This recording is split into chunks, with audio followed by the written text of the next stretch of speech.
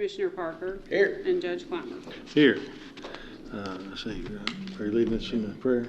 All right. Commissioner Barlow. Let us pray. Father, we just thank you for the blessings of this day. We thank you for the opportunity that we have to serve this county. Father, we just pray you be with us as we discuss issues and make decisions, that decisions we make will be best for all involved.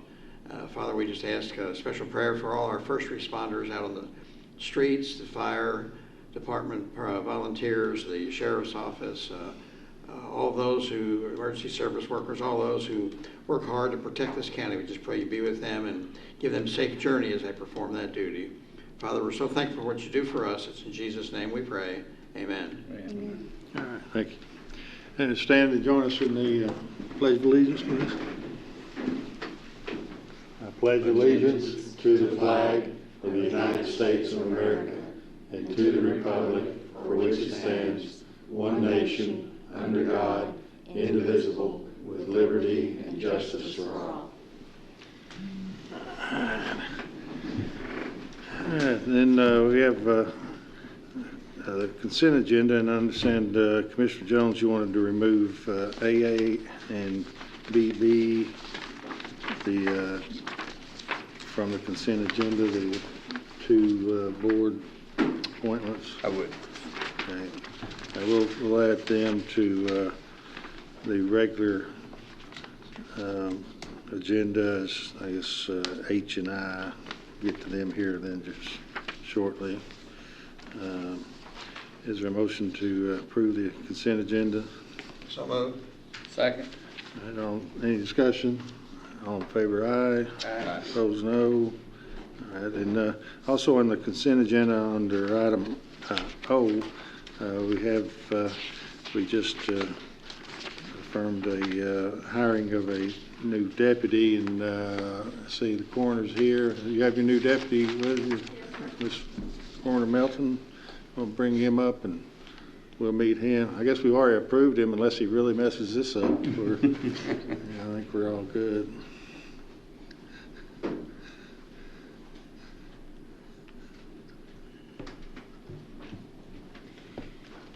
Hello, I would like to introduce you to Adam Larson, who completes our team with the coroner's office. He will be C4. And Adam is a 2006 graduate of Reedland High School, graduate of WKCTC with a degree in fire science. He's an EMT, and he's been with the Paducah Fire Department since 2010. His position there is called relief driver. He has several certifications that will be handy for us: hazmat, swift water, confined space, rope training, and trench rescue, as well as fire investigations and arsons. So those are all categories that we will have a top-notch expert in, and I'm really thrilled to add him onto the team, and just wanted to let you all set eyes on him and see who's along with us. Yeah. Well, good. Bring good credentials. We're under Coroner Melton. We are, I think, have a strong coroner's office. Very professional, and we're all grateful for that. I know. Anybody have any questions or comments? Welcome. Thank you. Thank you. All right. Good to see you. Let's see here. Then we have some budget transfers. It is ordered that the necessary cash transfers in the amount of $216,993.41 be made in order to pay county bills and payroll approved July 22nd, 2019. Motion on that. So made. Motion second, and any discussion? All in favor, aye. Aye. Opposed, no. That carries. And accounts payable. It is ordered to approve the vouchers claims register from July 8th, 2019 to July 22nd, 2019 to show county bills in the amount of $264,340.24 were paid. So made. Second. Any discussion? All in favor, aye. Aye. Opposed, no. That carries. All right, and then discussion items. We got have Tom Hines here from the Civil Air Patrol that wanted to speak to us briefly. You've got some folks here with you, looks like. Yes, I do. I've got 3 cadets. We've got a dozen cadets in our unit. We're the Paducah unit, KY11. And Civil Air Patrol, a lot of people don't really either understand what we do or misunderstand what we do. Civil Air Patrol is an auxiliary part of the Air Force, United States Air Force. We actually have an airplane that we keep at the Barkley Airport. It's financed and funded by the airport or the Air Force fully. However, all of the rest of the things that we do, which I'll get into in just a minute, is we're self-funded. So what we're really about is we've got 3 missions: aerospace education, emergency services, and cadet programs. The cadet program is really our focus.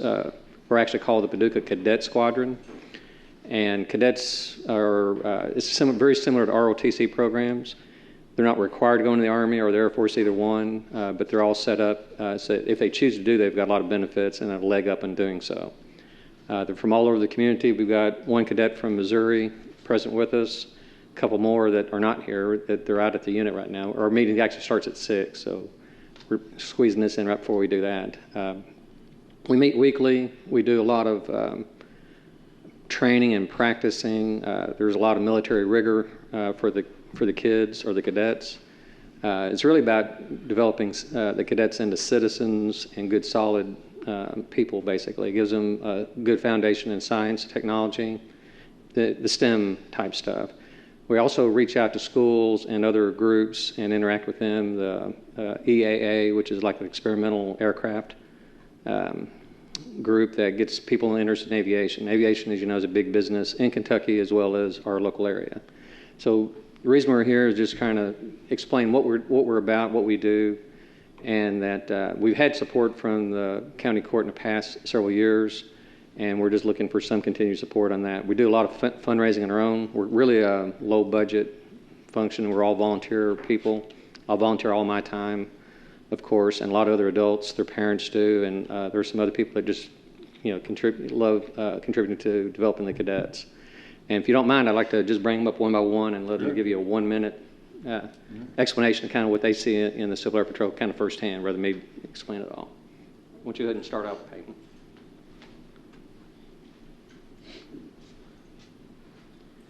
I am Cadet First Lieutenant Peyton Merrick. I have been in the Civil Air Patrol for 2 years now. I'm trying to get a pilot's license out of it. That's what I'm going for. And possibly go into the Air Force Academy. I've been to a lot of regional and I have been to a national activity. It's a great experience, a great program. I enjoy it a lot.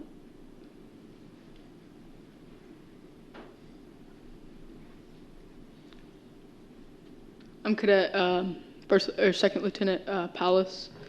I've been in Civil Air Patrol for about 2.5 years, somewhere around there, and I just love Civil Air Patrol because it's I see it as stepping stones to my career, my dream career that I'd like to be.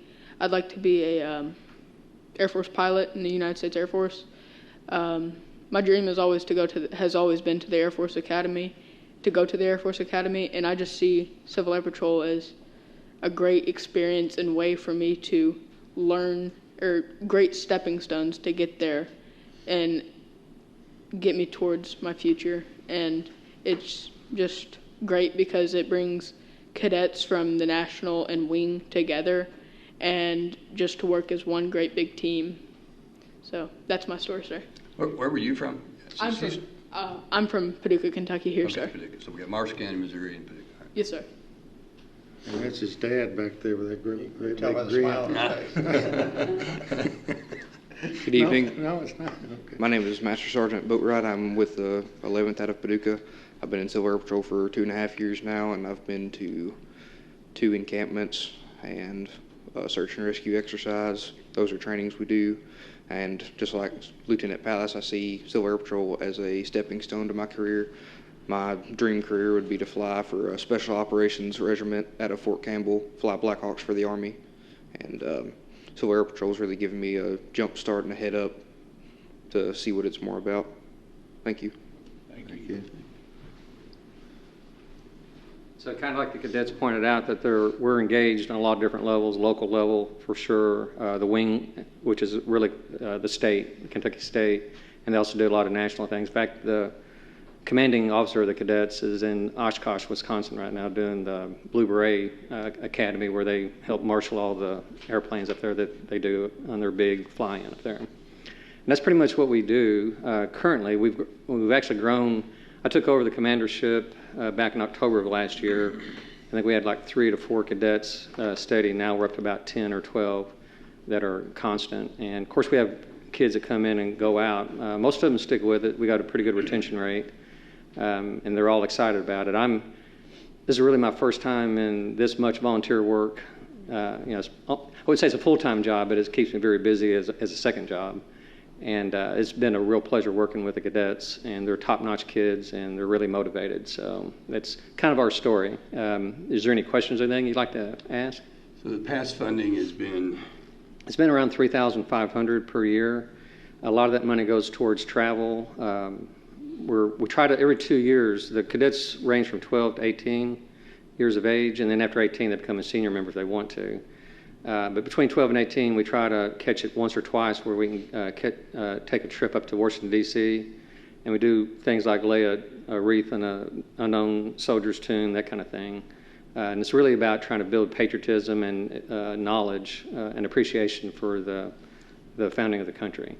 So that's really our big expense out of the year. Most of the miscellaneous expenses, like actually we spend quite a bit of our own money on our uniforms. I pay for my uniform, and I think we actually do the first uniform they get out of the member dues. But after that, their families pretty much do that, and we do some fundraising. So our budget total is around $7,000 a year on average, of which the half's been getting from the county, and we're looking at, of course, growing. We're cadet right now, our cadet unit. We're looking at maybe trying to expand into emergency services, search and rescue, and that kind of thing. But we're just getting started on that, so that's kind of where we are. What's your cash on hand? Right now, we've got a little less than $1,000. Except we just did a fundraising. We've got $2,000, but it's not accounted for in the system. So that's kind of where we are. $1,000 in the bank and $2,000, you want to call it accounts receivable kind of thing. Does the city help you in any way, or? The city, not that I'm aware of, no. How often do you meet? How often do we meet? We meet once a week, every Monday night. Wow. Yeah. So you're And there like every Monday this night. week, this summer's busy because the school's out, and we call them O-rides, but they're orientation rides. I've been flying Owensboro, some in Bowling Green, some in Muhlenberg County, and Paducah and Sykeston. But an orientation ride is basically getting kids in airplanes and starting teaching them the fundamentals. We're not certified flight instructors, but as soon as we get above 1,000 feet above the ground, we turn the controls over to the cadets, and we spend about an hour at a time. We do 5 of those rides, and all that's funded by the Air Force. The Air Force is trying to build interest and enthusiasm in aviation, of course, and so it's a lot of what we spend our time doing. And they also build rank through, during the Monday night meetings. We're constantly working through character development, aerospace education, and they do a lot of history on the Air Force and the Army, or the military services, how they promote. So, they learn how to build rank. I'm not a military background person, but there's a lot of people in our unit that are, and they know all the terminology and everything. I know a captain's over lieutenant, and that's about my the extent of my knowledge, but I'm learning on that.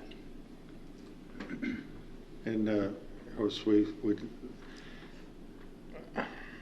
struggling with who to disperse what funds we can to. We've got $800-some thousand that we've over the years. We'll say this body, this fiscal court, has given to outside agencies, and so we've come to a point where we are really tight on money. We're very short on operating expenses. Right. And so that's why, and Commander Miller, or Hines rather, called and wanted to come talk and invited him to do so. What would this, if you were not given the $3,500 that you've been given, what would be the effect? It really, I mean, just from a practical standpoint, it would drive us to do more fundraising. We're already spending a lot of time fundraising. Personally, we'd rather spend more of the time with the cadets and doing our training and our prep work and that kind of thing. So it's really, I won't call it a distraction, but it's all just an additional burden on the volunteers. Really kind of what I'm presenting is I want to make sure you guys, that the court understood what we're doing, because it's easy to say, well, I don't know what they do, so why should we fund it? So I want to just explain the return on investment. I know it's an investment from the county. It's like, what does the county or the community get back out of it? And so that's kind of what we're trying to present. It's like it's not just a black hole or no return on investment. So It sounds like efficient. It sounds like pretty efficient workforce development to me. oh yeah, it's we work cheap. So your revenue sources now are, they pay dues, is that right? Yeah, we pay dues. The dues are $70 a person for each 70. Per year? And that goes to the national wing, and then we get a kickback of like, I think $20 or $30 at the most. And then we do fundraising. Like we got a raffle that we're working through the Elks Lodge now, and that's pretty much, and personal donations. Then the Air Force pays for some of the Air Force is good about funding everything aviation-wise. So if we get in an airplane and go somewhere for a mission or for a training ride, then they fund that totally. So we're not asking you to fund our airplane rides or anything. This is more it's really incidentals because it's a pretty good-sized group. We've got actually 14 cadets. I think 12 are active currently. They come every week. We've got 20 seniors, and we've got about a dozen of those that are active, as far as contributing their time and everything. So it's not it's a big thing, but it's not. So I'm trying to paint the picture that it's not going to break us, but it certainly would help us, and I do think you get a good return on your investment.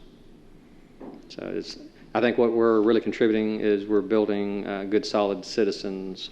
They're good kids anyway, but we're giving them a path to kind of display their talents and develop their talents. All right. Anything else? Thanks, sir. Okay. Thanks for listening to us. Thanks. Thank you, Tom. All right, then we've got 911, put that on there just in case there's something to discuss. We have been, Deputy Judge Doolittle and I have been meeting with the city folks, the mayor and others, try to work through how we're going to join up and do our 911. We're making progress, but I guess slow. Is there anything you wanted to add on that? We've got, I think, don't we have a meeting coming up this week? That's what I do is meet, and so you're a meter. Yeah, I'm a meter, and so we're going to meet again, and it's going to be we're going to get it done, and it's another aspect of where we're working with the city and working through these things and have a good system. But it just takes. It takes a lot of getting together and working, ironing out the details, but we're making progress toward that. What's the leaning of the group on the revenue source, or is there one? Well, we're leaning probably toward a property tax. property fee. Well, I call it a fee or a tax. It would be with the property tax bill. You can call it a fee, but it feels like tax. Well, yeah. I mean, it'll. Of course, there's different legal determinations, but it's. I think it'd be a relatively small tax. As we've discussed many times on other issues, our operating budget is very low. We don't have the funds to do a lot of these things, and so we've got to generate some revenue in order to do this. We're looking at 911. We're looking at our most important function of government, local or otherwise, is to protect the people. It comes way before soccer, way before conventions, way before anything else. And so 911, obviously, emergency communications is at the very top of that. And so we want to make sure we've got a good system. We're working with the city to coordinate that. And there's going to have to be some revenue come in. And we've talked about utility bills. That'd be rather sporadic. It'd be difficult to get them collected. Probably the easiest, most efficient, and hopefully painless or less painful, however you want to look at it, would be to assess a small tax on property to take care of that. And then it would also address the issue of, say a very wealthy person, if we do it on their water bill, they pay the same fee or tax as a not wealthy person, a poor person, and so there's certain inequities there, I think. But if you base it at least on the value of the property, you're getting where it's not painful for anyone, and it's in my mind fair. But we're working through all that. What's any estimate on that amount? I don't think we have anything you want to. It's not exactly narrowed down, but the approach that is being taken is current operations plus whatever capital needs that have been accumulating over the years since the city and county have been funding things, and that's namely radios. That's the single most expensive non-personnel related item with emergency dispatch center. I remember walking away from our joint meeting feeling like we had to have $3 million a year in order to fund what they hoped we would improve. It seemed like they needed $2 million a year to operate, and they needed $10 million worth of stuff, new stuff. There's a better way.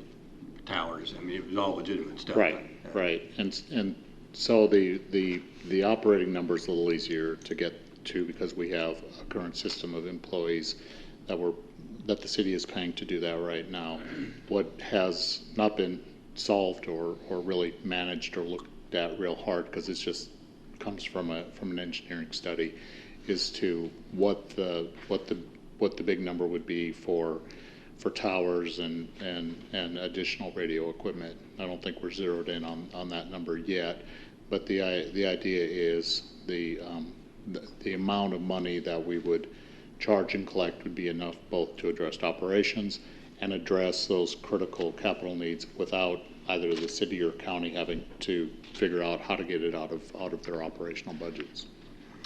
Well, I don't know how much discussion you want to be, but I guess I don't want to hold this thought that I have until the final product. But I would have some concern of asking all of the increase to be borne by people who own land, because the premise of 911 is we all use it, and that was the premise of that. I guess the decision that confused us all when they came out with the user fee was everyone benefits from 911, either from the protection it provides or the service it provides.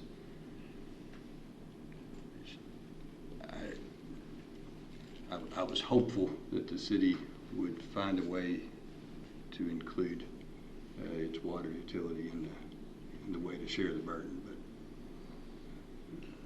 Well, it would on the water bills, and we would like to have it in a unified billing system if possible, to make it simpler and hopefully more equitable, more fair. The county has somewhere in the range of 12 to 1,400 people that are on wells, and so they don't pay a water bill. And of course, people that own the land, I've given it a good deal of thought. We've talked about it and batted it around. There's no perfect system, I don't think, but we keep coming back to the idea of on a water bill or on something other than a fee or a tax based on the value of the property is that, Walmart or Mega Millions Citizen pays the same fee as Widow Jones down here on Fifth Street or whatever, and so that's not fair either. And so I think that's sort of where we're headed on that. I went to a conference last week and talked to some county officials from Delaware, and they tax the cell phone bill. And the way they do that, they tax it when the bill is paid. You said it one more time. They tax cell phones, and they put the tax on where the bill is, what county the bill is paid on. So if some company that's in Paducah has 10 cell phones, they would pay taxes on their cell phone bill when they pay the bill. Then it goes back into the counties to pay. Because I said, the problem Kentucky had is they couldn't put a fee on cell phones the way they do on landlines. He said, yeah, you can just tax it where it's paid. If somebody goes to Walmart and buys one of those phones with 30 minutes on it, they would pay the tax at the register. Then the tax would come to the county in which it was purchased. I don't know if Kentucky allows that or not. I don't think they do, but, and it's not a short term. If they have to change the law, the legislature wouldn't do it in the short term. It'd probably take them a session to do that. But they tax the phone bills. And in Delaware, the state collects a tax and they send the revenue back to the counties, to the 911 boards. Well, as I recall from the joint presentation, our state does tax, and I think we get $400,000 a year sent back to us from state. But I guess the smart folks at that meeting told me at least that we are not allowed as a county to impose a tax. Correct. Remember with the I old, think that's right. with the old landline stuff, there was local authority to tax. With the cell phones, the state preempted us. And we don't have a local authority to tax cell phones. So I the know we state, don't, but I mean, that's just how they do it in Delaware. the state collects most of the revenue. When you look at your bill, there is a 911 fee on your cell phone bill, and they just give us a portion of that back based on the address of where the cell phone resides. So it has not been an adequate source to replace what happened with the loss of landline fees. Anything else on that? Nope. All right, then we've got on here CVB, the interlocal agreement that we've been working on. Deputy Doolittle and I have been working with the mayor and some of their staff. Richard Abraham's been part of this, working on that and trying to get the documents. Our county attorney, Sam, has been working on it quite a bit. You've done quite a bit of work on it too. We can't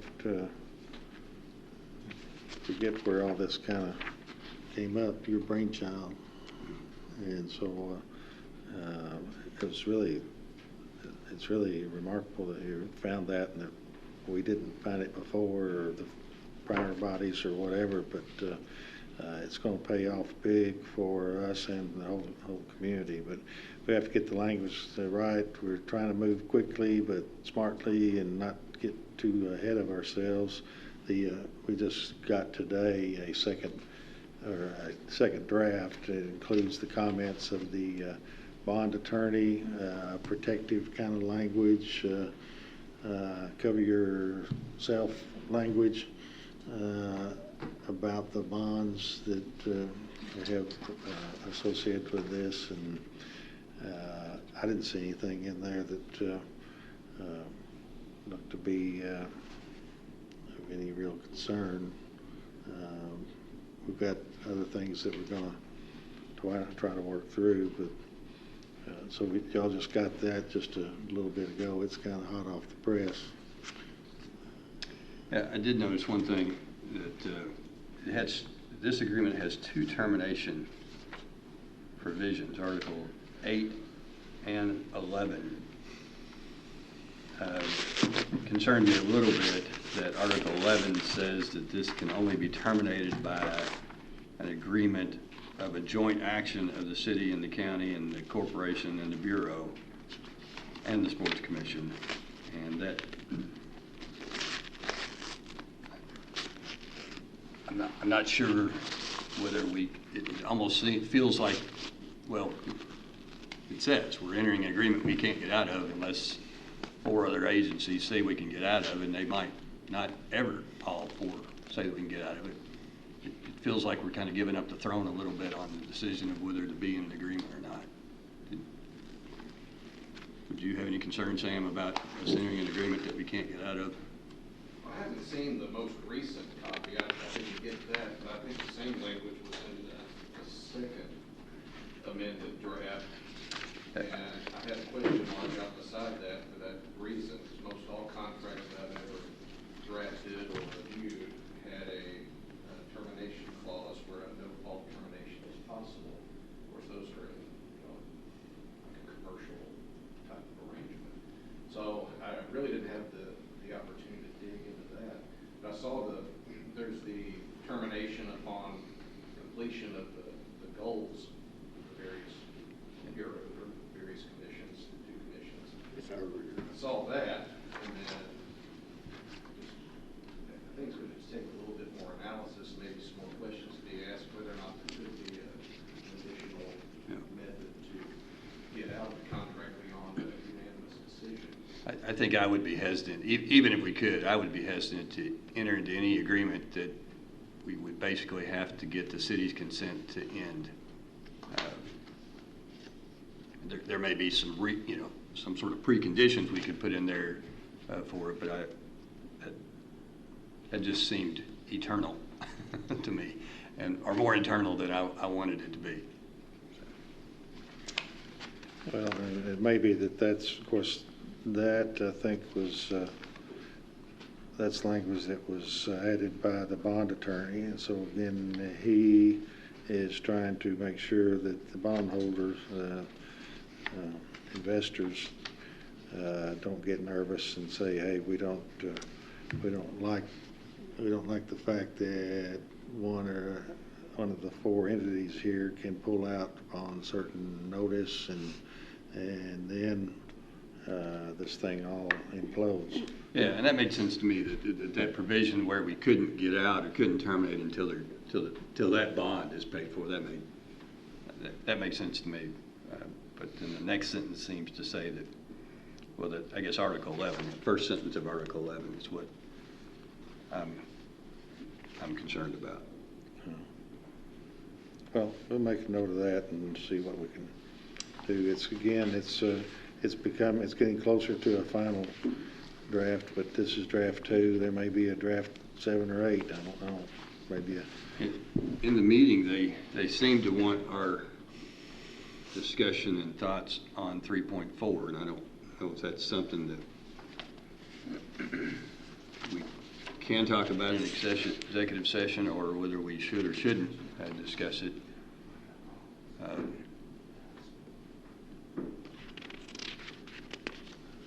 I got the impression that when we go back and meet again, they're going to want what the fiscal court thinks with regard to what 3.4 should say. you're talking about the bond attorney or the? No, not the bond attorney, at the actual city one. Oh, yeah. Well, that's, of course, the only thing in here that's got question marks in it, and so that's one of the big things that we don't know where this thing, where the fields are going to be, where any building's going to be. I don't know the cost of it, to buy it, operate it, anything. So there's lots of question marks. What's the reasoning on why the priorities need to be outlined in this agreement? I think that's a great question. And in fact, I'm not sure that if we're doing it the way the statutory framework says, I think the analysis first has to go to the Sports Commission and us, the fiscal court. We would be the determining factor as to how to spend that money. The statute says that the governing body, which we would be the governing body, can spend it with the advice and consent of the Sports Commission. I guess I just don't know what level of discussion we want to give it. I'm certainly not wanting to Well, I don't think we hold want to anyone talk. hostage. Yeah, I don't think we want to talk about locations in general or what we're looking at for locations, but as far as, you know, the bones of it, soccer fields, baseball, softball, you know, that sort of thing. But the reason I think that we're wanting to put in here, this whole document is a document that's going to give us some authority and some leverage. We all had some heartburn about thinking that we're going to create a tourism commission, 2 of them, our tourism commission. Then we're going to say, build us, operate us what we want for soccer, baseball, whatever. And that we wanted to maintain some level of control and authority to say, in case, and I don't know what a good example would be, and hopefully everybody would be on board and we see the mission, what it is, and we'll get there and all hand in hand in an agreement. But it's possible that the Sports Commission says, well, we don't think soccer is so important. We really like lacrosse. Yeah. And so... Pickleball. Yeah. That was in the paper. Yeah, you need to be careful of that.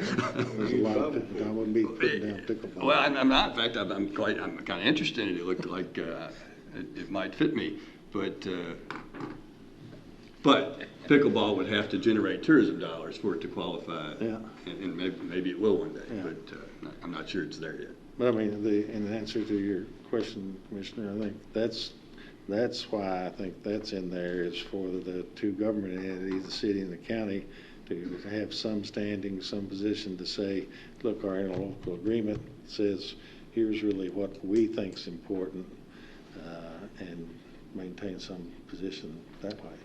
Well, I did go back and propose some language, and I guess I just couldn't get a read from that group that we met with whether they wanted us to come back with language that we felt this body would approve. How do we know we're just building one quadplex of each thing instead of soccer field?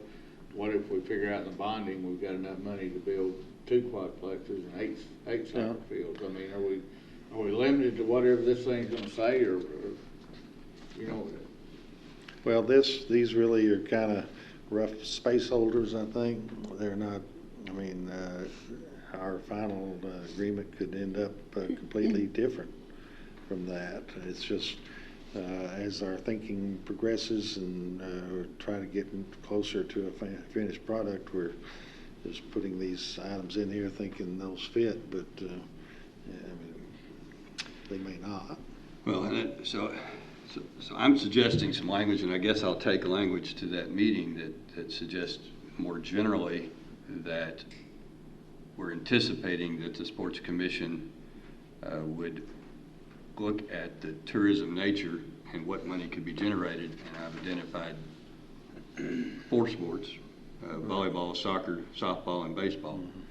But I'm not designating which one goes first, or if we, because the reality is we probably can't do them all at one time. I think that would, in our RQF, that they would, whoever we hire for that will tell us which ones are the most popular, which ones will create the most revenue from the start.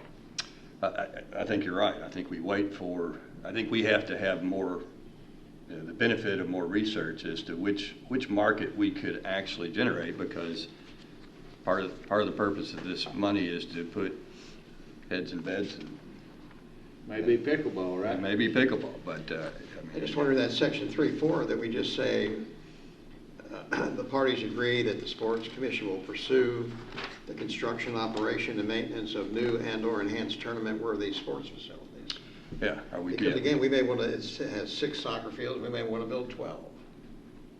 And it says, as Commissioner Parker mentioned, it says a quadplex plex for softball and baseball, but it may be that, you know, it's more economical to do more at the same time rather than come back and do more later. I think we have to keep whatever we put into this agreement general, because I don't think we can make a policy decision as to what we're going to build in a contract, particularly a contract we can't get out of. Yeah. I agree. Well, and I tend to agree that I don't know that we need numbers of how many fields or that sort of thing, because we don't know how much money we're going to have. We don't know what we're going to spend it on. It's just that as a starting spot, and I suspect we might be pulling that number 6 out of there and just, you know, leaving that open. Yeah, but I think it's you know, what we don't want, I guess, is to suddenly get into this and find out that somebody wants, I mean, you know, suddenly this money's going to go to create a trail system as opposed to sports tourism. Well, the one tool we do have is we appoint the members of the Tourism Commission. So I think we can unappoint them. Yeah, I look back at what we voted on. I don't think we voted on May 13th, but the motion we did vote authorized you to go ahead and start setting up the Sports Tourism Commission in advance of September 1, if that's a good idea. And I think it probably is. Yeah. I have one other question too in another section, if I could. And I don't remember the explanation of why the city gets all of the assets. Which paragraph is that, Bill? That's on, Oh, you know, I told them you would ask that. In Front fact, page. I specifically said Commissioner Bartleman will ask that question. What are we talking about? it's The part, section 1-2, I think. yeah, it's the part where basically so presently it's a joint commission, so we own half of the real estate of the CVB. And one of the things, yeah, I suggested in the meeting, and I got the impression they were going to try and come up with a number as to what that value is. And I don't. If I remember looking at their financial figures, they had a considerable amount, a pretty good cash balance, in addition to the debt on the building. I asked that, and the answer was 11,000. 11,000? 11,000. That's not what their tax form show. I don't remember what it was now, but I looked at their. Well, and I actually did in our request, open records request, I did get their, they presented us with a financial statement from May 30th and I think June 30th. I don't remember there being a number inconsistent with that, but I think you're right. We need to go back and look at that. One of the reasons that I suggested we would be, well, I guess it just depends on the number of assets, the value of assets, whether it would be worth dividing. I don't remember the number, but I looked at their 990 tax form. What I did like, Bill, is that they were going to take all of the employees and all the liabilities associated with the employees, right. And that seemed, and they were going to take any. You know, I don't know the value of the building. They were going to get back to me a number. I just don't know. I don't feel like they're sitting on $1 million building, an unencumbered $1 million building. I feel like they're probably sitting on a $300,000 building encumbered by a $240,000 mortgage. I'm not sure. I don't remember what those numbers were. But I think it's certainly this contract needs to reflect we've asked those questions and done that due diligence and made an informed decision as to whether we want to pursue those assets or if we feel good about just having a good, easy parting and we don't want the assets. Well, we can look more into that, but if they're taking the responsibility of maintaining the employees, paying that, and $11,000, I would be hesitant to get down in the weeds too far and say, hey, we won't have that money. It's going to be their part to deal with, their commission, their CVB. If they were sitting on $1 million, we probably need to talk a little more. Yeah. Anything else on the CVB? No? I'd like to see us try a first reading at our next meeting, if at all possible, Of the ordinance. of the ordinance, so we can start collecting tax. Do we need a September discussion 1st. before that meeting then on what's in there, rather than just wait until the last? Well, the ordinance actually kind of stands, I think, potentially separate from the agreement. We could actually do the ordinance, then the agreement. I don't know, Sam, how close was I on the ordinance? Yeah, the ordinance looked good. Yeah, there was. Say that part one more time. Don't give him a big head, Sam. I thought it was really good, you know, it addressed some of the issues and the changing nature of the I guess, the industry. Maybe for some provisions for clarifying the duties of the people affected by it. I thought it looked really good, stylistically. Up here, Sam, so we can. Interlocal agreement would be separate from the ordinance. Yes. Right. I mean, I think ideally, from a public perception, if we can package it all together, I think that's great.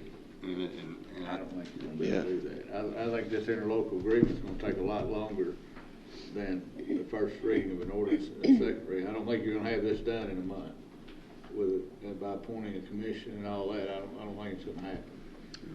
it is $92,000 a month. A little over 100, yeah.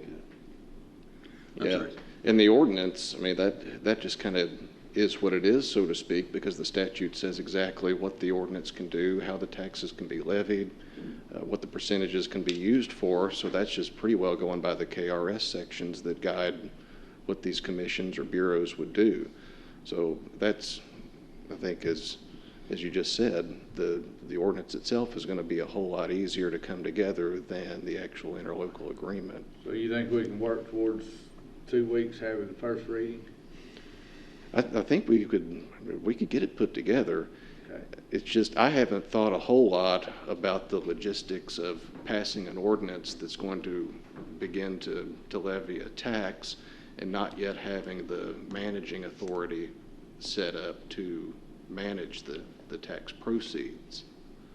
And so that's something we'll need to talk about just a little bit more, because before you can have the commission, I would think that you would need to have the funding mechanism and the funds that the commission would be monitoring and utilizing. I would think it'd be nice to have them right there at the same time coming to life. But yeah, there was one, we added some language to it kind of at the last minute for the Airbnb. And I'd read your memo on the concerns of is it the agreement with Airbnb? Somebody proposed an agreement. Airbnb actually proposed an agreement on how they were going to help us start collecting from their host. right. And I guess I Well, wanted to make sure that whatever we put in the ordinance you were comfortable with. Yeah. With regard to how we were going to enforce the Airbnb tax. Well, you know, there's that Supreme Court case that states that as it relates to Airbnb or these online travel booking agencies, they are not obligated to pay a transient room tax themselves. Rather, it passes the onus on to the actual host. And so for that reason, Airbnb has submitted this proposed voluntary agreement for payment on the terms that it's proposed. And so we just had a few items to discuss with regard to that, because they're in a position to where they are not legally obligated to do what they're saying that they're willing to do. And so it's very, very pro them. So I liked where you had the suggestion that the transient room tax would be levied upon the individual hosts. I guess unless there's a binding contract submitted by the internet, I guess, agent, facilitator, whatever it would be, right, to undertake the payment. I like that. I mean, definitely if you're operating a transient room type establishment, you need to pay the transient room tax. But it seemed like that was the best avenue to get money we're not getting Right. now. Right.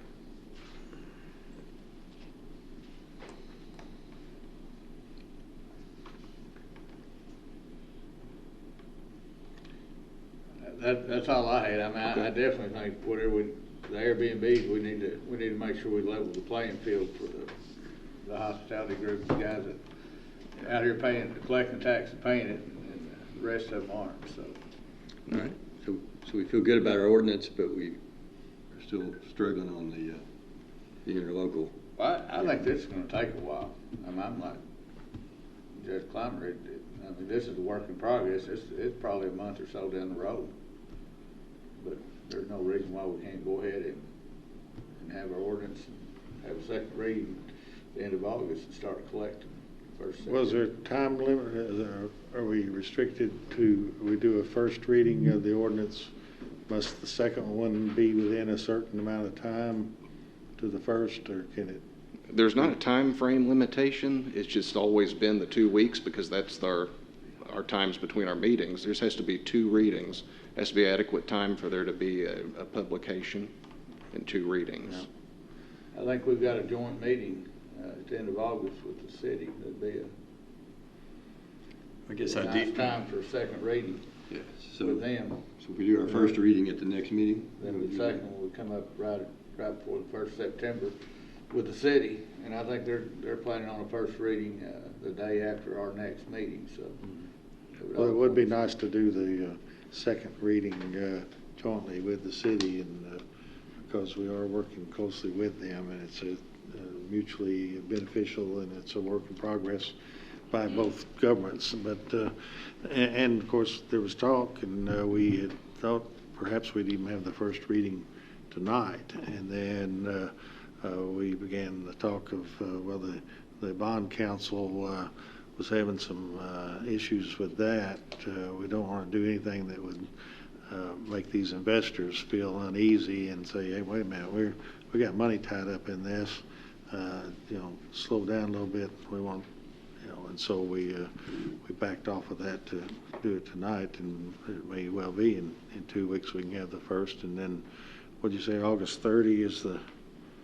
So that'd be no, 3. 20, it's first Monday and Tuesday, I think it's 26th or 27th.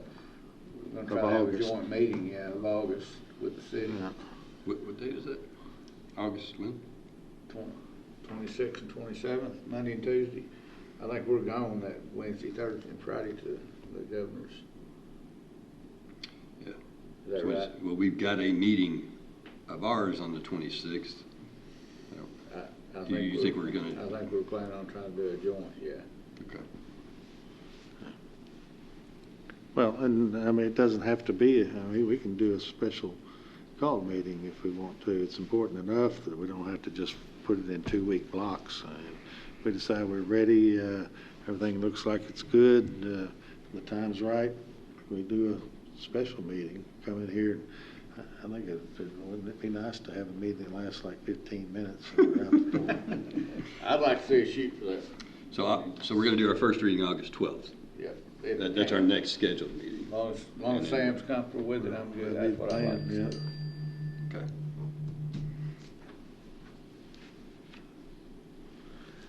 All right, anything else? Let's see, then, where are we here? Oh, hold on. What? Mr. Allen, you want?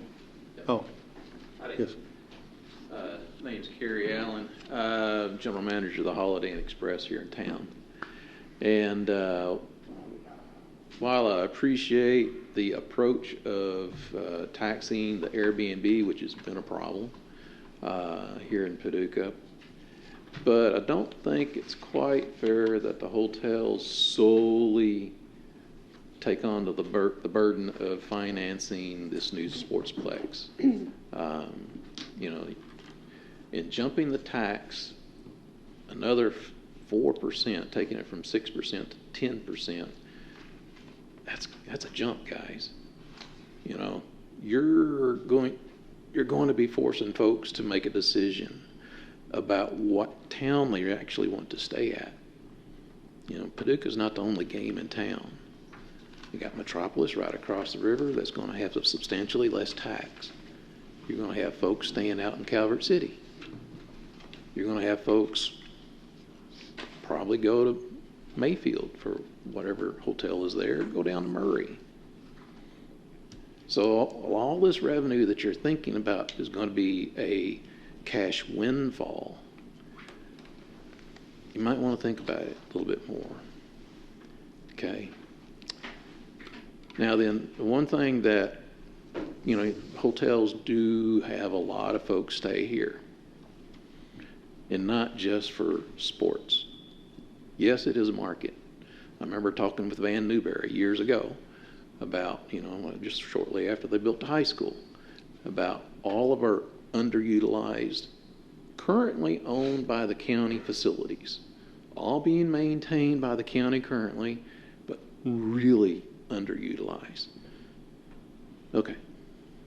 Now we want to build something totally new. Anyways, it could work.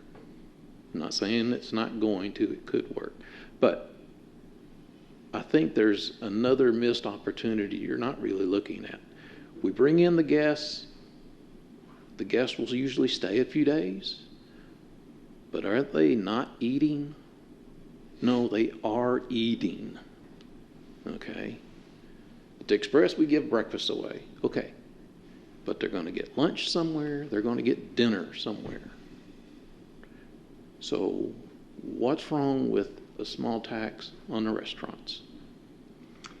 I couldn't agree with you more, and I know that's not popular to say, but the reality is we can't. There is a particular statute, it's in KRS 91A, that says only certain cities, I call them special cities, get to charge the hotel tax. And that's what Elizabethtown has charged. Restaurant tax, the restaurant tax. I think they charge about a 2% restaurant tax. The way they, I guess, decide which cities get to be special is you had to be a 4th or 5th class city to be special, and you had to be 4th or 5th class in 2010.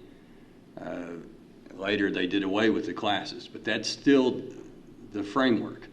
I promise you, I've talked to every legislator from this area, and I think we all have. That legislation is unconstitutional. I'm convinced that it is, because our Constitution, our state Constitution, says that we can't make a special class of men or women. And I think when we empower certain cities to employ a restaurant tax, we are making them special. And if you don't believe that, all you got to do is go to Elizabethtown and look at the number of kids that are playing on the quality of sports fields they are. It is making a special city. How we convince Frankfurt to undo that unconstitutional legislation, I'm not sure yet. Give me another 6 months, and I'll come back with a better answer. But I agree with you that it's unfair to put it all on the hotel industry. And hopefully at some point there will be some way to apply a restaurant tax to a corridor, an interstate corridor, because that's really what we want. We don't really want to tax.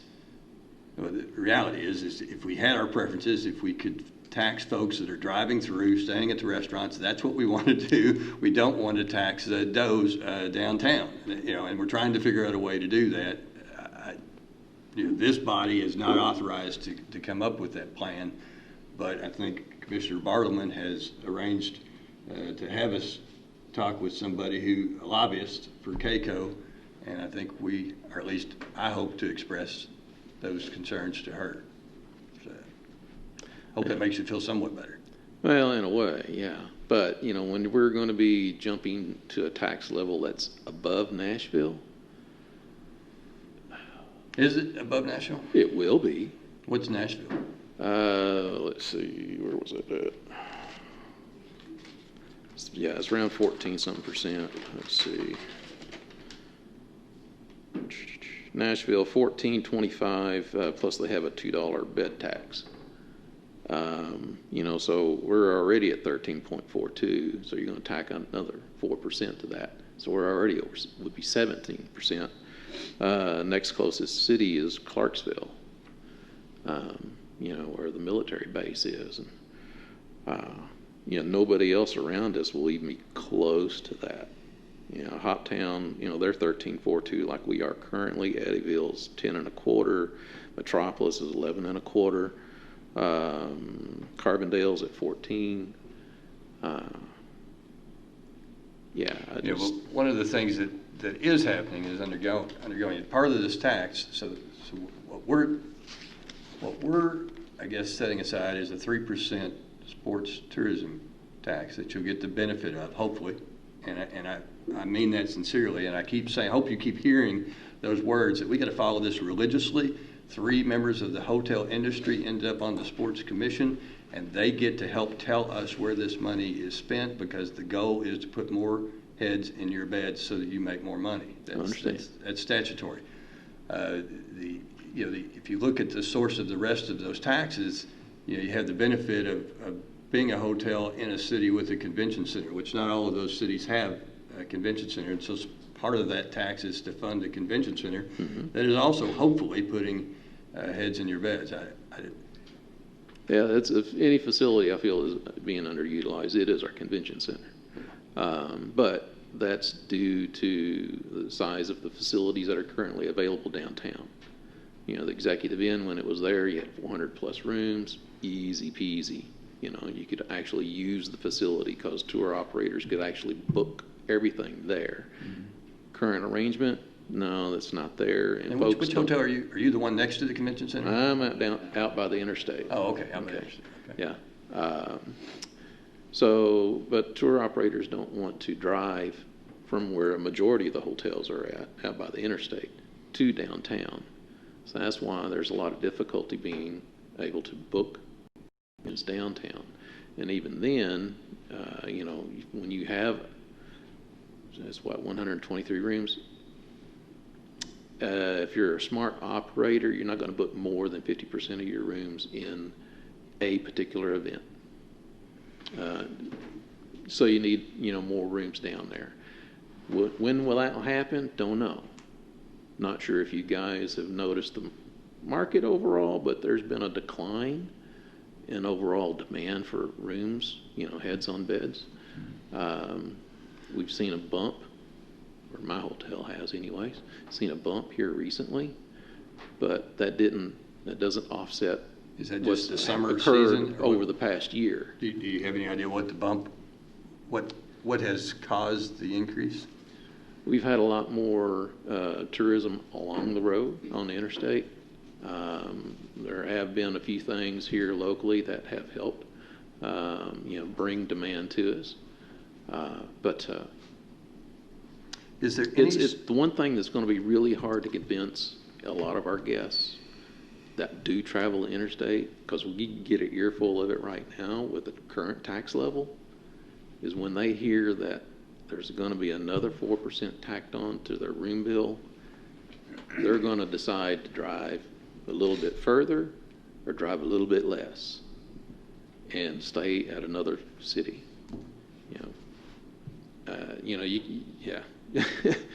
And just what's the price? What's the average price of your room? Anywhere from $129 to $179 a night. It is one of the highest quality facilities in town, hence we do charge a higher rate. We don't eye gouge a lot of folks, but we charge a reasonable rate for what folks are getting.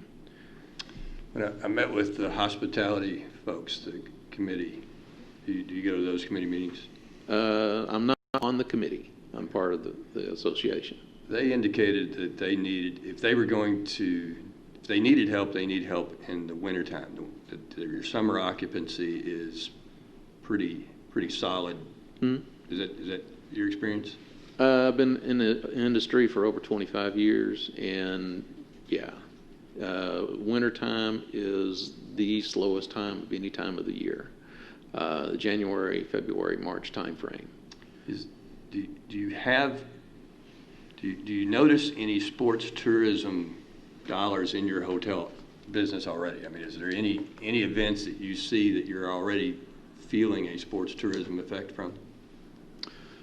From basketball.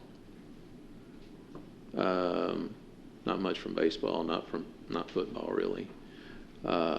Primarily basketball. Basketball that, I guess I'm trying to figure out what tournament where. Well, Or is it let's just see, people we've coming got into- oh golly, what's it called out there? Mustang Madness? Yeah, Mustang Madness, and then, the one from Marshall County when they had Hoop folks come Fest. in. But those are primarily it. There are a few things from here and there, but again, think about the average price range our facility is at. We don't get a whole lot of folks that stay at our facility for sports related. They are going to be a lot more price sensitive and stay at other facilities. But at my facility, we don't get a whole lot of tour operators. So, just to be upfront. Thank you. You're welcome. Thank you. Thanks, Gary. But please consider, that's going to be a big jump. All right, we're ready to move on to, let's see, we have a whole business, anything, let's see, we had some, I don't know, we have any old business we need to discuss? I can't think of what it I was. don't think we do. All right, then we've got some court orders that were not on the consent agenda. Madam Clerk? It is ordered that the judge executive is authorized to enter into a service agreement with Lone Oak Youth Baseball Softball Association to pay the amount of $10,000 to Lone Oak Youth Baseball Softball Association, same being the county park appropriation for fiscal year 2019-20. I'll make a motion, I want to discuss this. I'll second it for discussion. All right. Is this just a contract, we're not doing anything, or? On my original tour, we got into a situation with the state auditor where it said you just couldn't give money to people. Just can't do that. You can give money to a board if there was the issue of connection and control. So if they were organized under a statute or an ordinance and they were sufficiently governmental, you could provide funds for them. Or if you controlled the board, i.e. you appointed the board members, you could give money to them. But if you didn't do those two things, then you ought to purchase something from them. So we had devised and used for many years these little service agreements. So in exchange for the support you're offering them, they agreed to do whatever is the sort of unstated purpose we were giving them money for. So in this case, it's not too much. Run your fields and do it for youth baseball or youth softball, depending on the field situation. And so I propose we do that for these little boards for which we have neither connection or control to. So that's where that idea came from. Evidently, for a number of years, the county had not been doing this. It had been simply handing a check off. And I don't think there was anything wrong or inappropriate going on with that. The other thing it does is it sort of reminds everyone that they're on annual appropriations. So there's nothing permanent in the funding stream for anyone. So it's my suggestion you reinstitute this just for those boards and agencies that we give money to for which you do not have connection or control over. So all we're doing is doing a contract, we're not doing an amount tonight, right? You are doing an amount, and the amount tonight would be $10,000. It is going to be $10,000? That is what is proposed That's for what the was in the contract. budget. Right, correct. They made the cut. Well, that's entirely up to you. I mean, but they were in the budget we've already passed and submitted to the Department of Local Government. We we submitted a budget that had a whole number in it. It's not that granular that it identifies the specific ones. However, that was my management recommendation to you is you fund all of the youth sports things at their current level. So that would be Lone Oak, Reedland, Heath, and the McCracken County youth soccer program. So you're envisioning there's going to be more contracts coming to us? Yes, they trickle across the year. I guess, I mean, I want to give Lone Oak youth sports their money, but we've yet to sit down and discuss this. Has it come back from DOG yet, or? Oh yeah, our budget is approved, and they don't care how much you decide to give any one outside agency. And I think is this the first youth one we've done, or we've already done another youth one? This is the first. This is the first one. Okay. I'd like to see us kind of do them all together and look at it together, I guess what I'm saying. That was my memory, was that we were going to kind of submit the budget to the Department of Local Government and get that approved, and we were going to do a second huddle and see what we were going to do with nonprofits. With what I think we were hoping that our June expenses would be less and our June revenue might be more. I gave you a memo with regard to that. And yeah, that didn't pan out.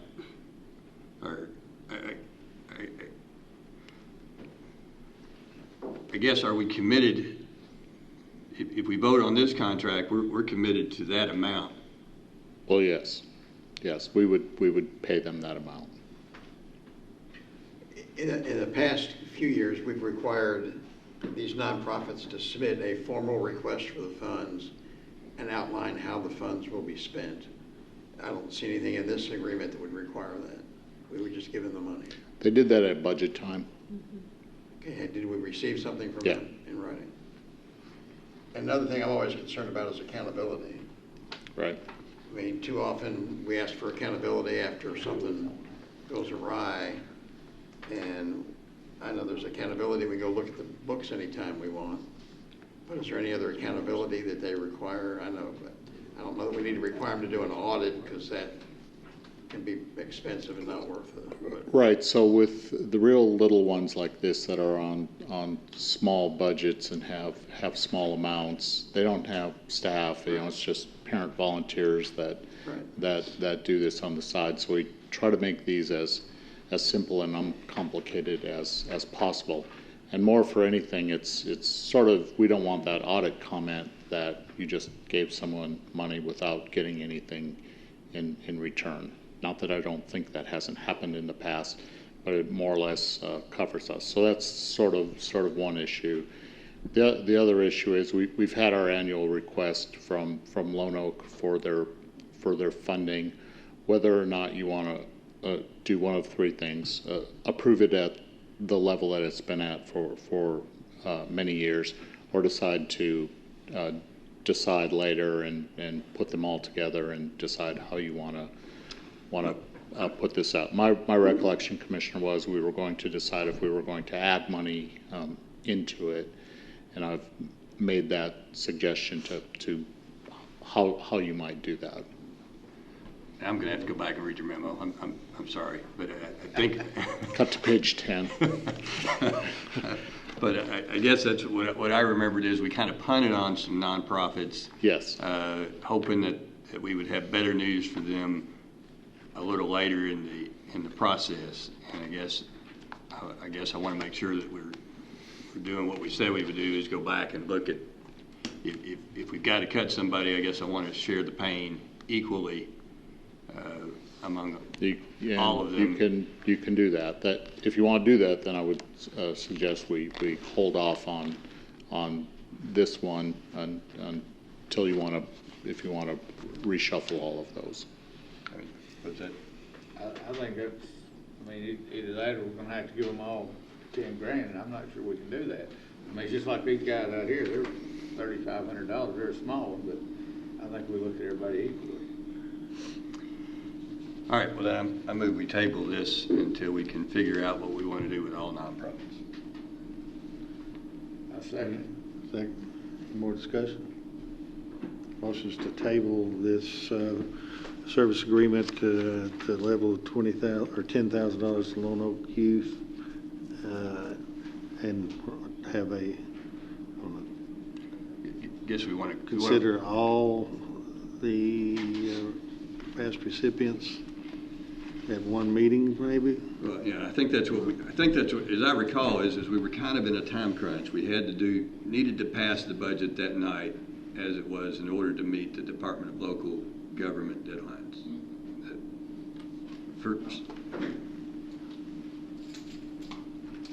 We had to pass a budget, and it had to be done by July 1, and we've done that.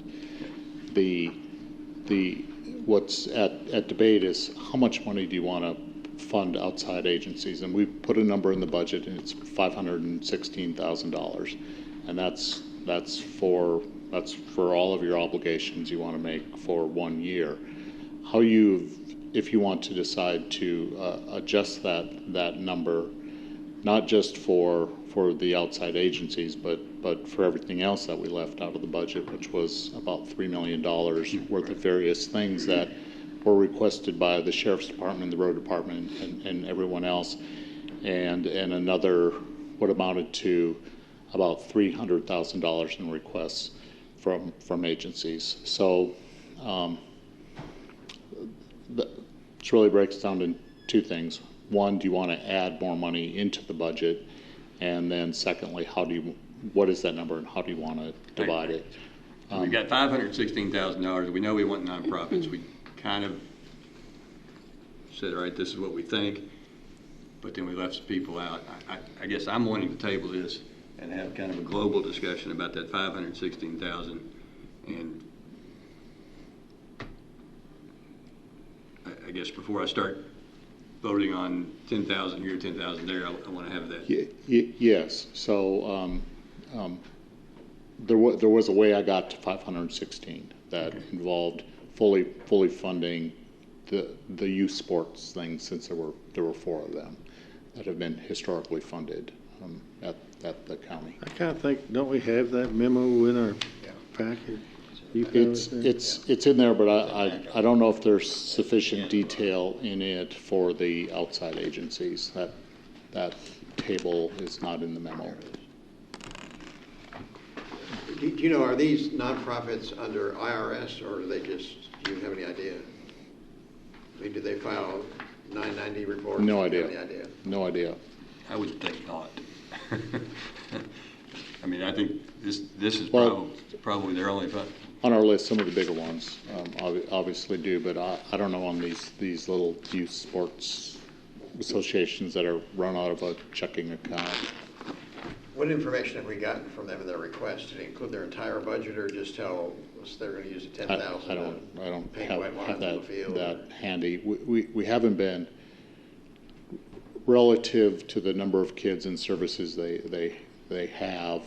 It's been sort of a safe assumption that they spend at least $10,000 on electricity and equipment and things they buy to run their sports leagues.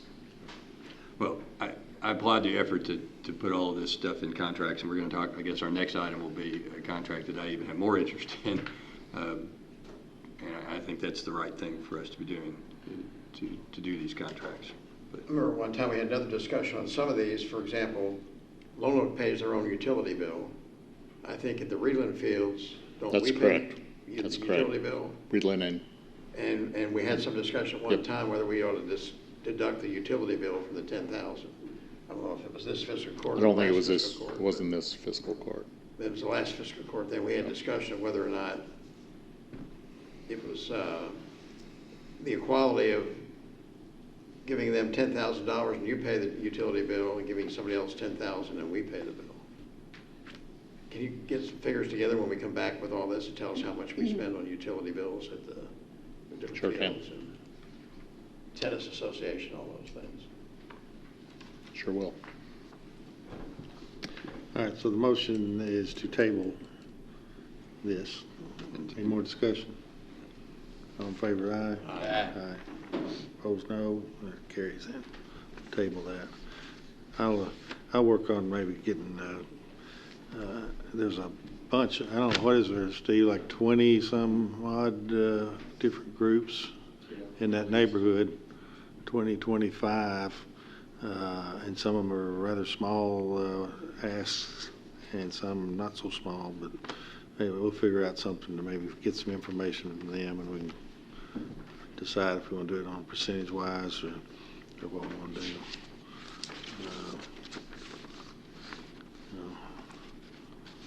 I think maybe, oh, here we go. All right, Madam Clerk. Okay.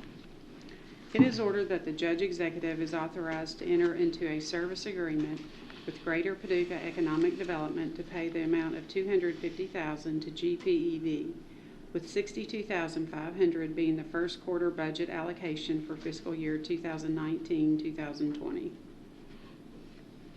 Again, I'm gonna make that motion for discussion. I'll second. All right, discussion. We got anybody here from GPED? Well, I'm on the board, but. Well, if you wanna speak for them and ask for the $250,000? I will. That would be unfair. They were not asked to be here. All we have received is their request for their funding of their first quarter. Again, the fiscal court used to do this and hasn't been doing it for a number of years. This was no request from GPED to say let's get that start going. That was my management initiative to do that. So just tell me what you want to do with this agreement or what you think we should get in exchange, and we can make that happen. I think it's a great idea. If there's any one entity we need a contract with, it's GPD, not because they don't, well, just because we need, as what we've learned is we need to identify what it is we want from them. And here's what I would suggest is, one, that we clarify that we as a group and commissioners would get economic development consulting from them. I personally would prefer that each time we approve a $62,000 check to them, that we invite them and that they be expected to come and at least give a short public presentation to give the public kind of some information as to the state of the public's economy and how things are looking or not looking, and what's worked and what hadn't worked. Give me time, I'll come up with some more things. But I think I sent you an email with some suggestions. So we want to table this till we get someone in here from GPED to give us an update, or? Do you want to start that process now? No, they have just hired someone I don't believe has started yet. Mr. Anderson has been engaged in this, I think, since November. I'm sure he would be happy to come back again. I think he's been here once since the beginning of the year. I would have personally some concern about, we've been for some time now giving at least $250 to GPED, and now they've got a new CEO. I think even if it were not a matter of, it's not that we're not going to give the money, but I think it's that we're going to give it, but we want to hear something from them. I think not having asked them or conditioned tonight's payment to them, and the fact that they have a new CEO that they've been working on getting for some time, I think the optic would be rather bad for the county, who is, I guess, the largest contributor to GPED. I think the city maybe gives just a little less. We're even now after this coming year. Okay, so the city and county are the biggest contributors, each giving a $250,000. I would not like the idea of saying we're not going to give this 62.5 with them just hiring a new CEO. Well, And we had Glenn Anderson here, what was it, what, Couple last months meeting? ago. Yeah, maybe a month ago or so.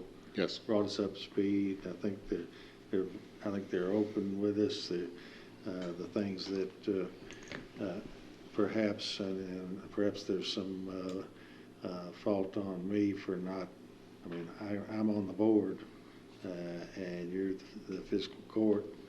I'm the CEO of this, but I can play a part in that as well, of keeping you informed on the things that are going on, that sort of thing. But not that I don't have any problem with inviting them and saying, here's what we would like to know, be kept up to speed. But I think it could be viewed as from those who tend to view things negatively anyway, and there's people out there do that.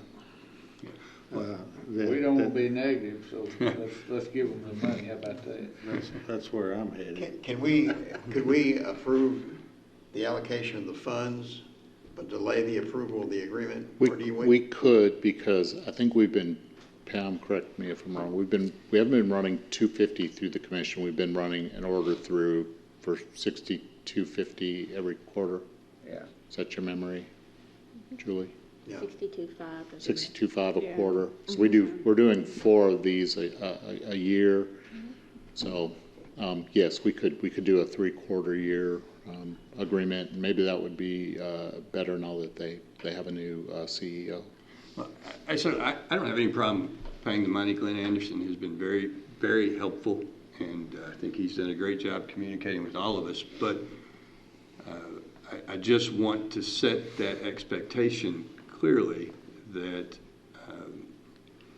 I guess I want to make sure that I think the 4 of us are elected to provide oversight, and every now and then that means we need to pick up the phone and have our own conversations with the executive director of GPED, and I want to make sure that that's in the list of things that we get for this $62,500. If somebody asks us a question, somebody has an idea, that we've got a way to pass that along, ask them about this property, that property.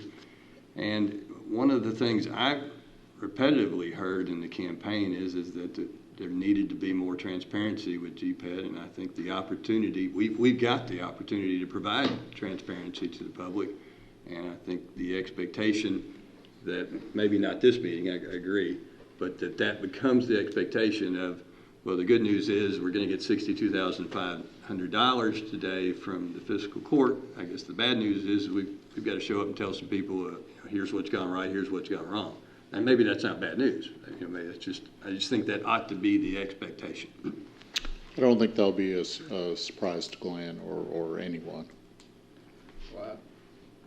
I agree with Commissioner Jones. We need more transparency and to make sure we have it in writing what the communication is going to be and the accountability is going to be. I mean, right now that's on everybody's mind. Everybody's cooperating, but I don't want things to slip away, and a year from now, that it get back to the way it was in the past. And I expressed some concerns in email, I think, that you got today. I don't know whether they're reasonable or not reasonable, but I think they're things that we need to consider to make sure that if there's personnel actions that take place, we need to know about that, rather than hear the rumor mill, then be told we can't be informed of those. If they have any investigations underway, if there's lawsuits filed, we just need to know about those. I know most of that is confidential, but we need to know about them confidentially since we're providing that amount of money. So if we could take a look at those and see, and if they're not reasonable, I can be swayed that we don't need those things in there. But just accountability is very important. Yeah. And we can have accountability without micromanaging. I don't want them to think we're trying to micromanage, but I don't think accountability is micromanaging their organization. I think the most frustrating thing that I experienced from people when we were campaigning was it wasn't so much the rumors of so-and-so looked at us, but then they didn't pick us. Well, why didn't they pick us? And there always seemed to be a missing link in that information, and I realize it's not fun to talk about why you didn't get picked, but I think that's what we owe the public.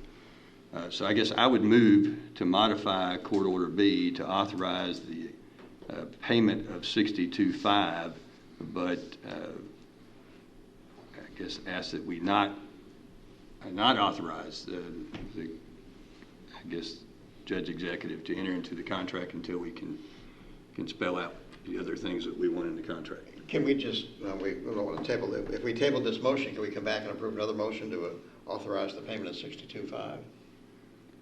I think I have to agree with Judge Clymer. Let's do the money and get the agreement drawn up the way we want it.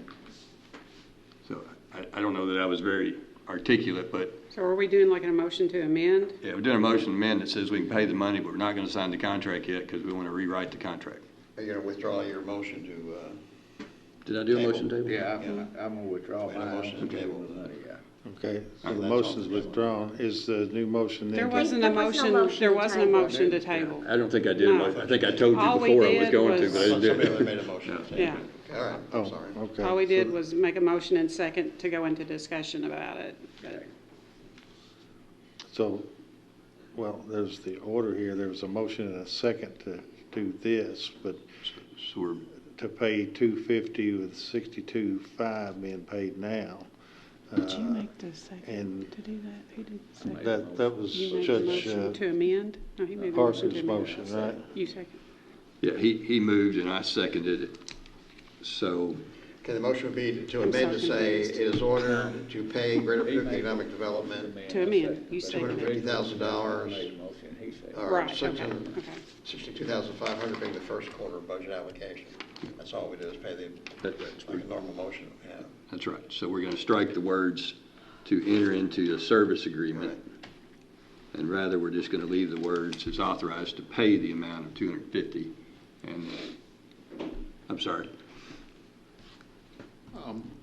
Don't authorize to pay the whole year. Oh, yes, Just that's right. Authorize just to pay the first quarter and leave the business of $250 out of this order, please. That might be clearer for the clerk and everyone. All right, so to pay the amount of $62,500. Yep. So it is ordered that the judge executive is authorized to pay the amount of $62,500 being the first quarter budget allocation for fiscal year 2019-20 to GPED. Right, Okay. right. Good work. Do we need the judge Whose motion is that? I'll make that my motion. I second that. We need to vote on it. Check out of your account. You got one? I'll make the motion. Did you get? He got it, I second. To amend it. Yeah. Okay. Yes. All right. Any more Motion discussion? and second. All in favor, aye? Aye. Opposed, no? All right, that finally carries. Well, that approves the amended. Now we have to approve the motion.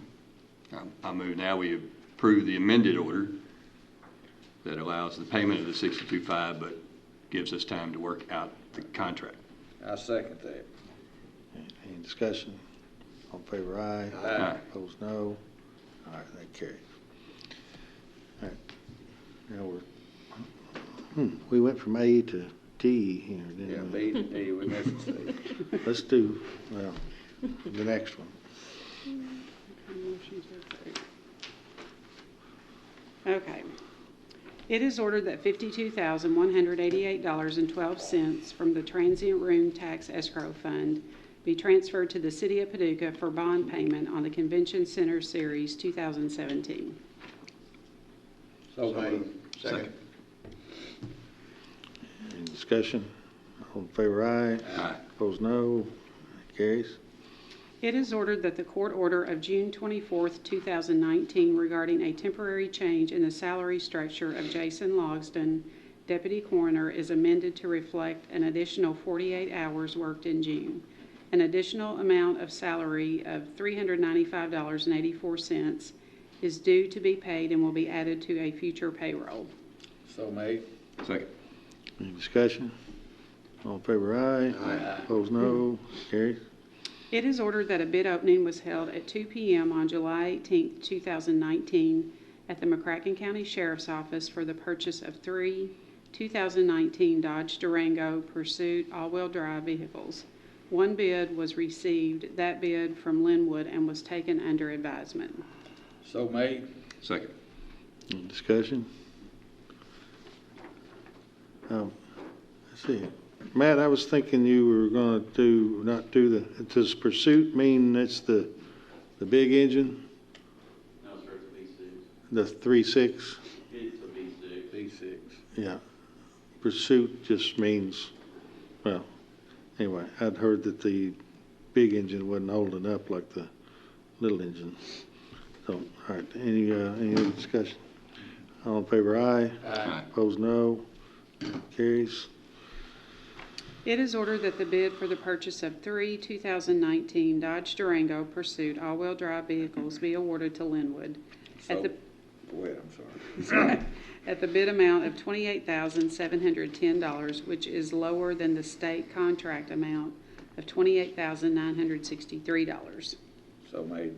Excuse Second. me, before you vote on that, I think we want to actually order 4 because we have an insurance settlement on one that was recently unfortunately wrecked. The bid was, we asked for bids for 3, but we got unit pricing on them. They didn't vary, so we really need 4 at this point, given that we have an insurance settlement on a rather new car. So we need to go back and amend F. F or just, can we just do G?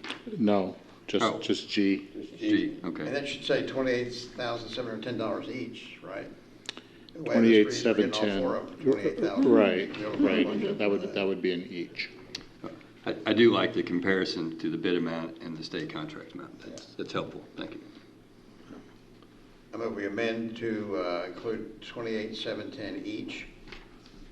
And you're going to amend it from 3 to 4? That right? And from 3 to 4. Okay. Okay. I'll second that amendment. All right. Any discussion? All in favor, aye. Aye. Opposed, no. All right, that carries. Now we need to vote on that amendment. Yeah.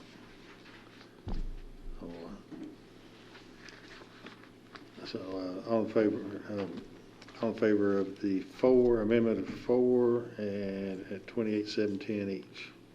Each. Yeah. Aye. Aye. Opposed, no? Aye, yeah. We're in favor. Carries. All right. Let's see. Have we voted on both the amendment and the order? I think, did we? I've got a motion and a second on the order, but y'all have not voted. Okay, we voted on the amendment. Right, And now we need to vote on the order. right. So now we're going to vote on the amended As amended. I thought we just did. Well, we were. I thought you just voted on the amendment. Okay.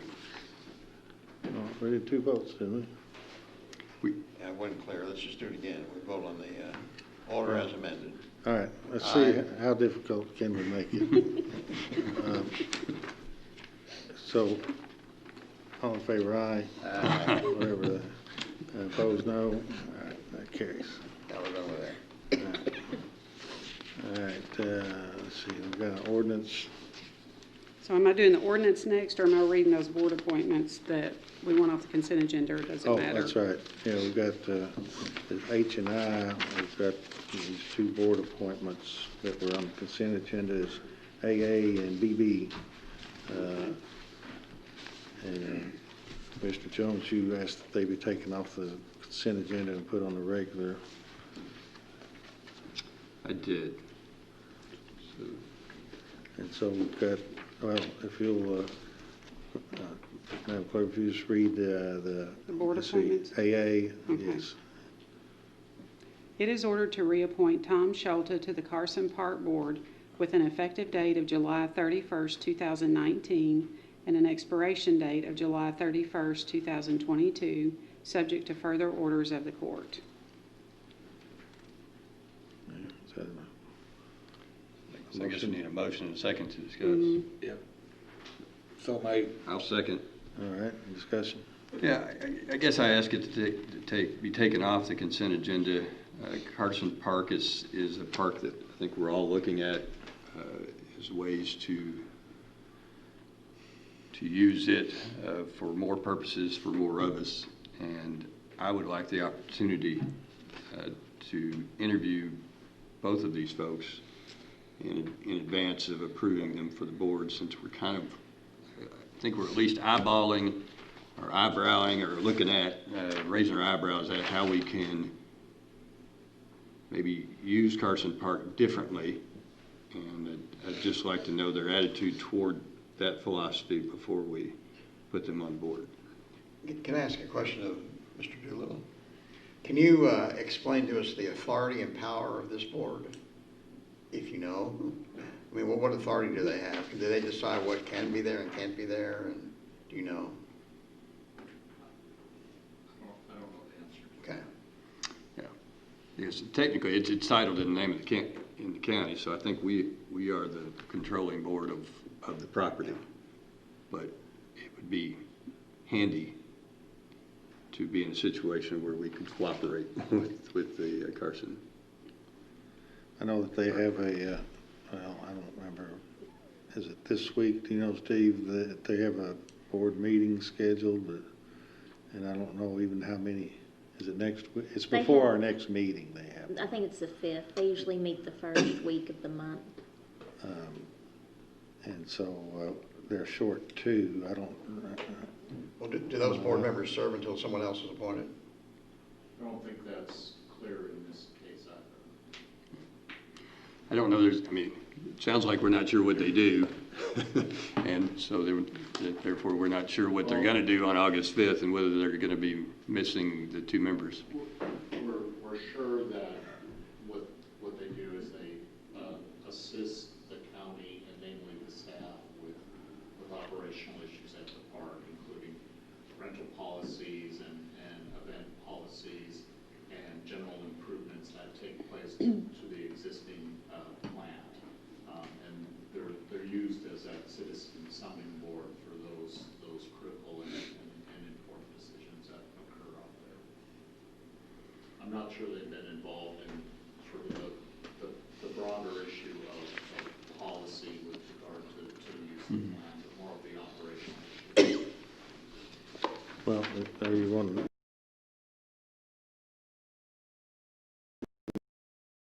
You want a motion? So,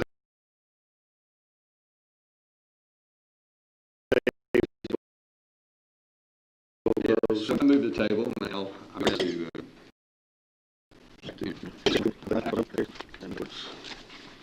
We have one more. Yeah, I've got one more. Oh, there's one more person there. We didn't talk about the other one. Okay. It is ordered to appoint Beatrice Phillips to the Carson Park Board with an effective date of July 31st, 2019, and an expiration date of July 31st, 2022, subject to further orders of the court. So made. Second. Second. And, We'll table that one. and I make the same motion to table. All right. Any, was a second on tabling it? Second. Okay. Any discussion? All in favor of tabling, aye. Aye. Opposed, no. All right. Table it. Did you table it? I You tabled it. I move to Okay. table. Can you second? Yeah.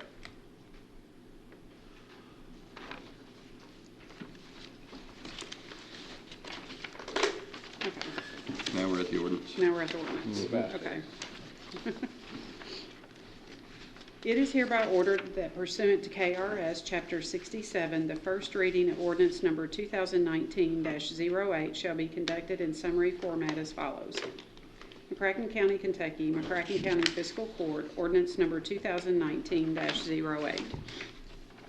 An ordinance amending the McCracken County zoning and subdivision regulations set forth in McCracken County ordinance number 2015-09, as amended by making revisions and amendments to the zoning regulations pertaining to permitted land uses in areas zoned as commercial, agricultural, and rural residential, and revisions and amendments to subdivision regulations related to plat approval, submission procedure, and county road specifications.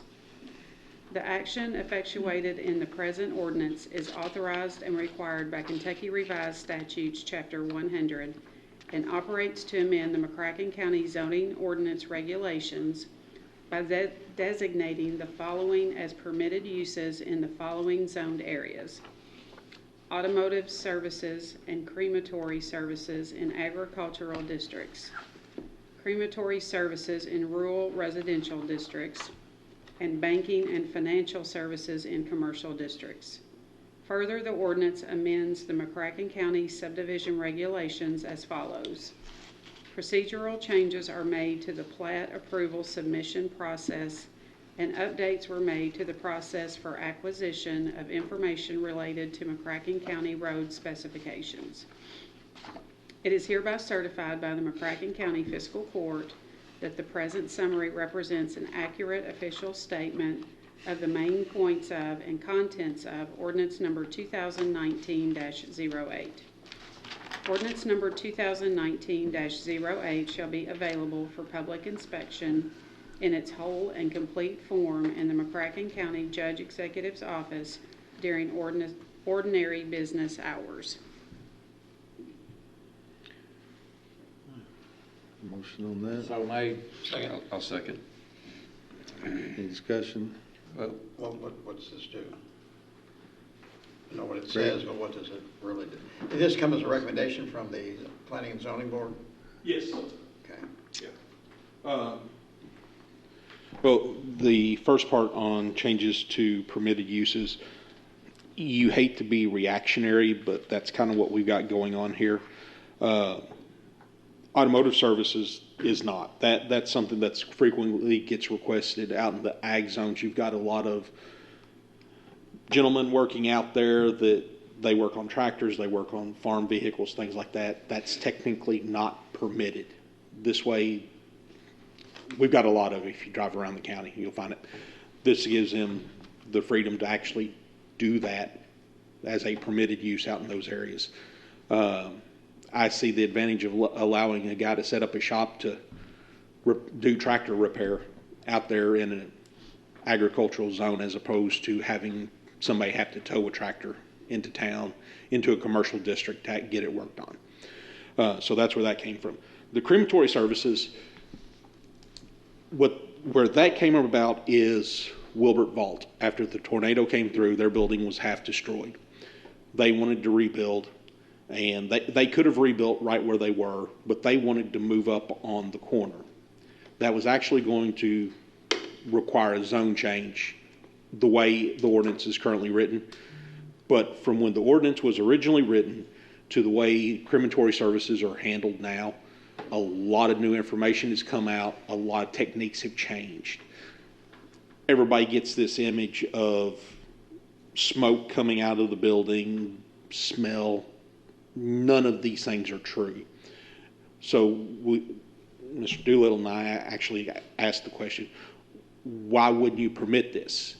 I will tell you that the previous fiscal court made an amendment to allow crematory services as a permitted use anywhere where you have a cemetery.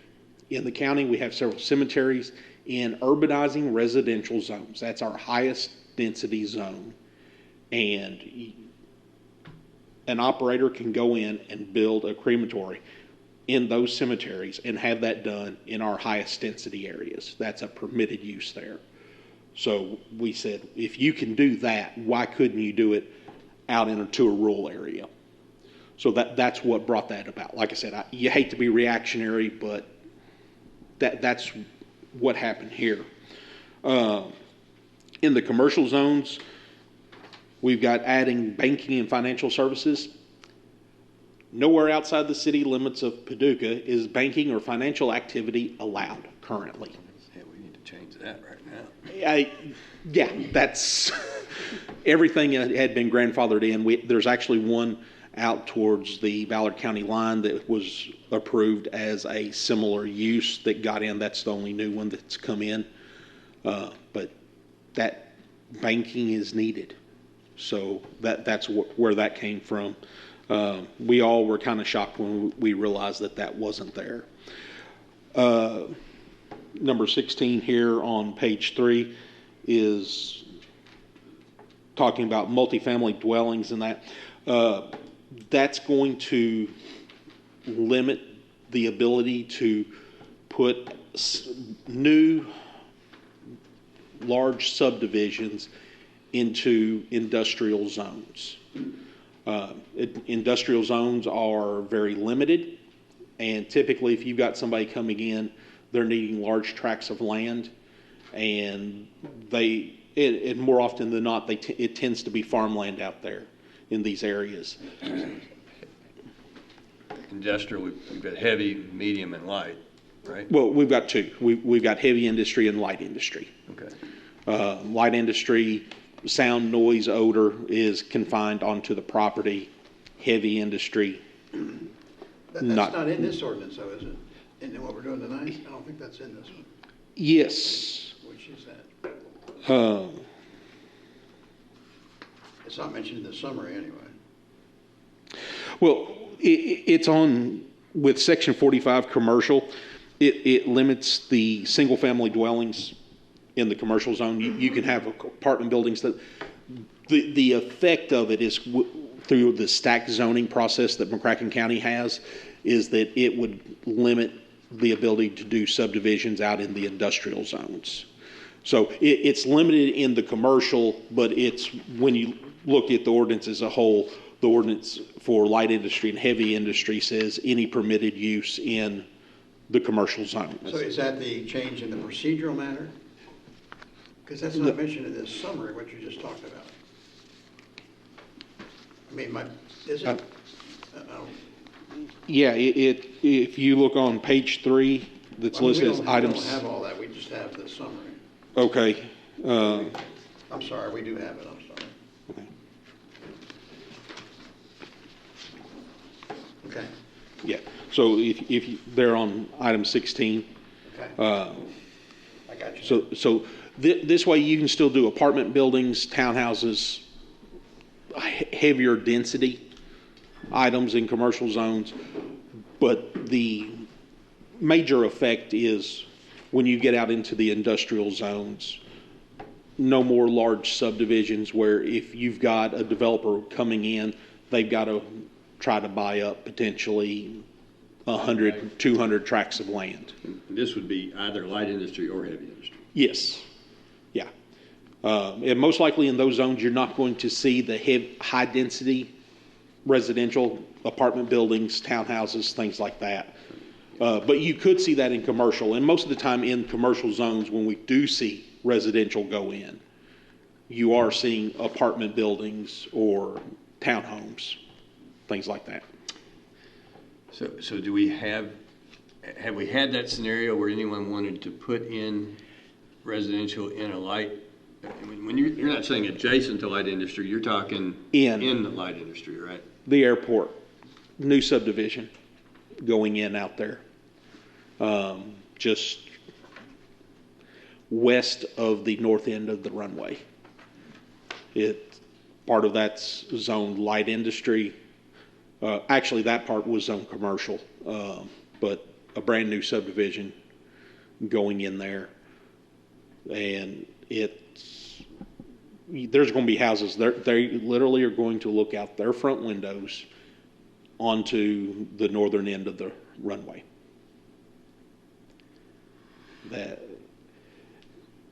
That presents a whole other host of issues potentially. You've got noise issues that, okay, we've approved this. Well, it was a use by right, so we didn't have a choice. But what happens in 10, 15 years, those homeowners come back and start complaining because we approved a subdivision and the noise from the planes are keeping them awake at all hours of the night. Other towns have gotten sued over things like that. But also, you've got a very finite amount of land that is really suitable for major development from an industrial standpoint. And I certainly agree. Once it's zoned light industry, you want it to be used for light industry, but I guess I'm a little concerned about the guy that owns it that says, well, yesterday I could have built apartments on it, and today I can't. I think that's going to be the effect, right? Yes. very much so. But I mean, you've got that essentially with any change you make. Yeah, but the other changes we making, we're letting, you're we're adding going to the list. You're going to add in this to. case, we're actually potentially devaluing somebody's property. That's a possibility. Or on the flip side, you could say that you're adding value to it because now, if you've got an industry coming in, they've got the land available to look at, where if there was residential next to it, there could be some regulation at the state or federal level, depending on what the industry was, on how close they could locate to residential areas.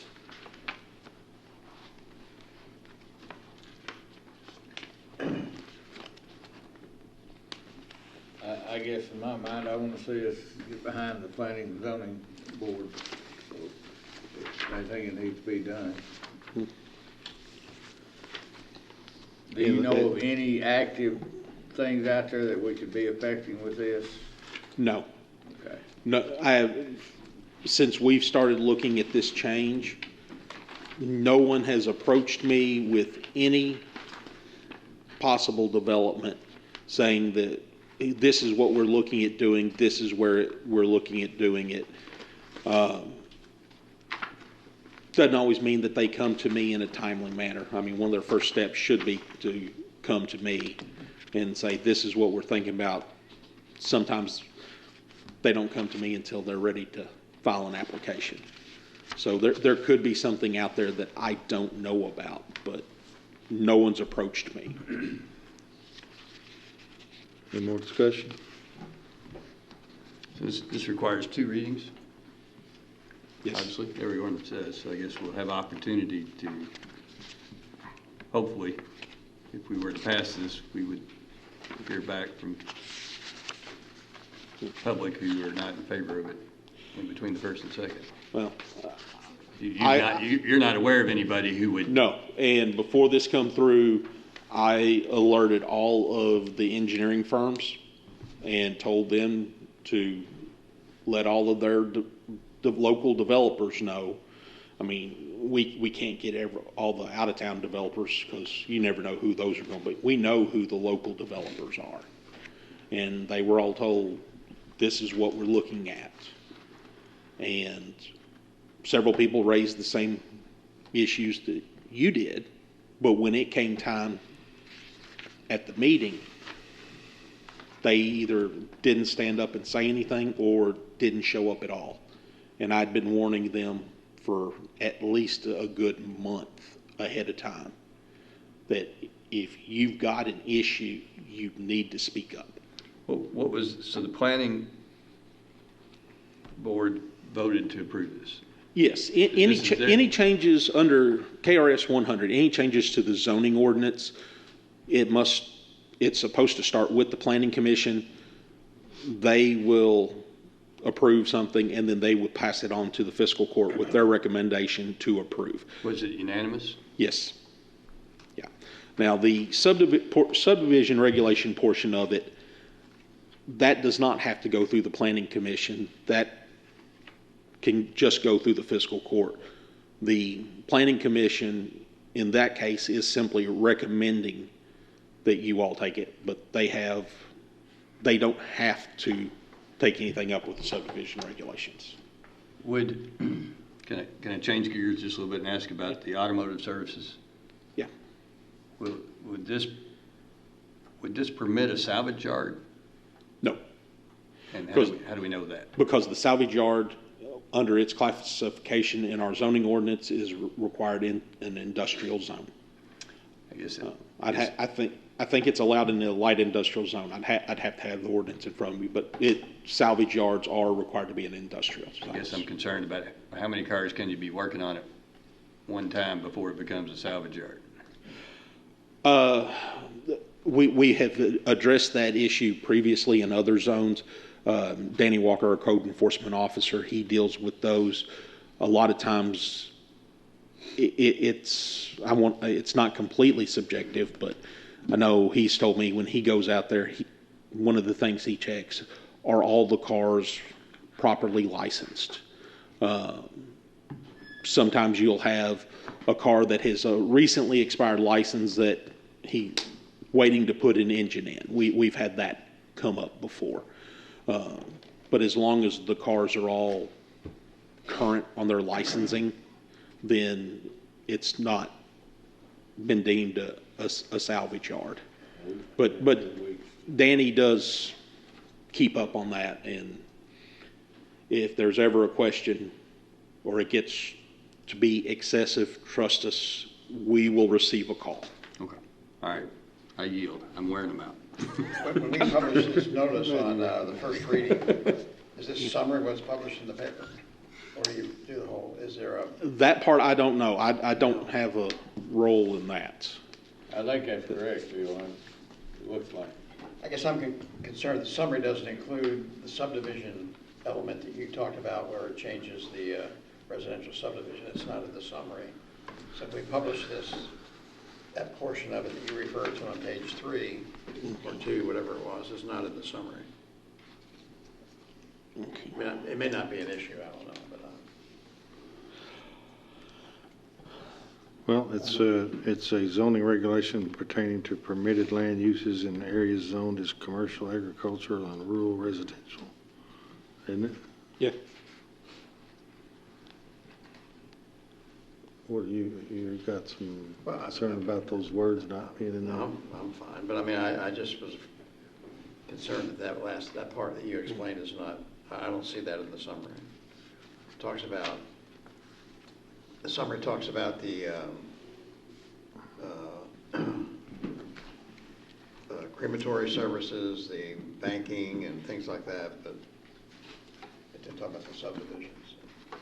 You're talking about that part Right. where you can no longer build apartments if you have light industry. Yeah, that is not in the summary. I didn't pick it up from the summary, Greg, until you explained it. I didn't either. Well, I don't know this summary, but I don't know how much It doesn't talk about the multifamily. detail has to be in a summary. We got a problem with that language not being in the.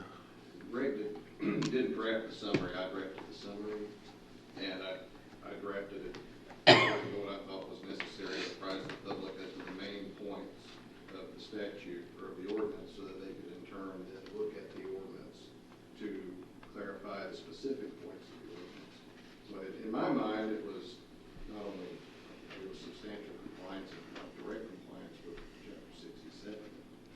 So if we want to do it a little bit more specifically, we can, but it's always been my approach that the summary will just give the main points of what's being done, such as a change to the authorized use. And I will add that your summary is even more thorough than what the summary that the Planning Commission publishes whenever they take up, because the only thing we publish is a notice of what sections that we will be discussing potential updates to. But the Planning Commission's actions are not final. Your actions are. So I just don't want that's to get into a situation later on where somebody said, well, you published the summary, which is required by law, which we need to do away with, I agree with, but, and somebody come back and say, well, I didn't know that was in there, so I didn't have a reason to go look into more detail. And I just don't want us to come into a problem later on with that. I think it's okay because there's some older AG opinions that talk about that summary publication in 67, and it says that the legislative intent behind that is to bring the public's attention to the main points of the ordinance being enacted, and then if the public is interested in further knowledge or further investigation, they can then go to the judge executive's office and learn the specifics of what's being done. Yeah. Is there any emergent reason to do it tonight, to start it tonight? I mean, is there like some bank we're going to lose if we don't do this tonight? We're not going to lose a bank, but Wilbert Vault is still operating out of a half-collapsed building. So the crematory, they need. Yeah, because they've been waiting on us to figure out what their next step was. And they're still, I mean, their building half collapsed after the tornado, and they're still operating out of it. Are they ready to start construction? I mean, if we wait 2 weeks and kind of redo this, I'm just really concerned about the fact that I'm concerned about with this ordinance, suddenly you can't do something you could do, and making sure that everyone who owns the land like that knows, hey, we're about to not be able to do what we could do. Well, and they've got 2 weeks to, I mean, well, I think that if we're gonna, we have the county attorney that drew the thing up, it's more expansive than the zoning board's summary to address those things. This is the first reading. If we need to, can we not, Sam, if we decided that we wanted more language in there added in the second one, or is this, will we have to do another first reading if we? Again, my concern is that if we modify this language, do we have to? The summary is just going to reflect a summarization of the specific points of the statute. The specific points of the statute are the ones that can be, or the terms that can be amended in writing prior to the second reading.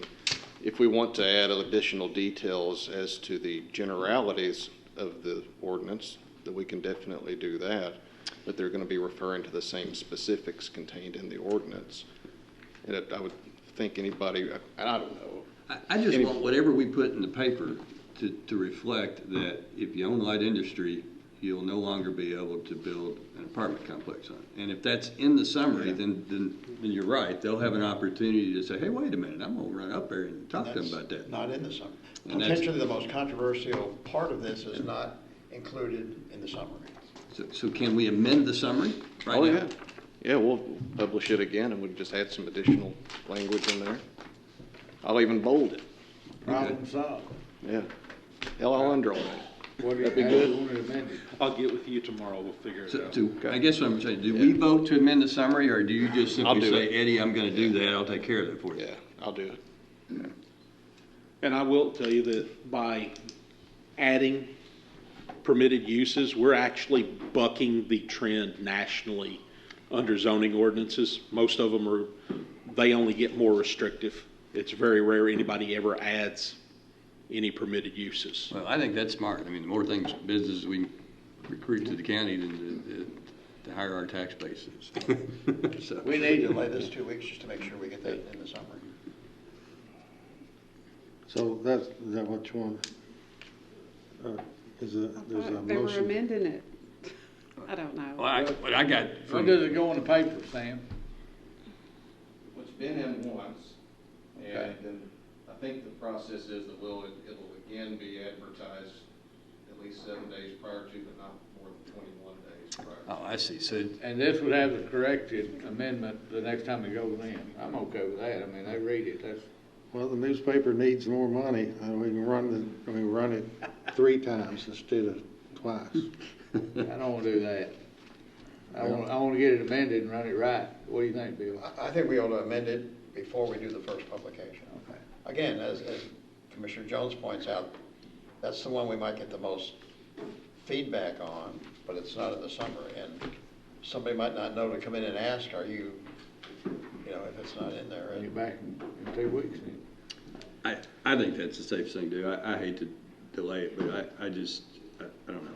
I just, if I own light industry property and you were going to take away my right to do something, I'd really want to know about it before. Well, let's do it. How do you want to amend it?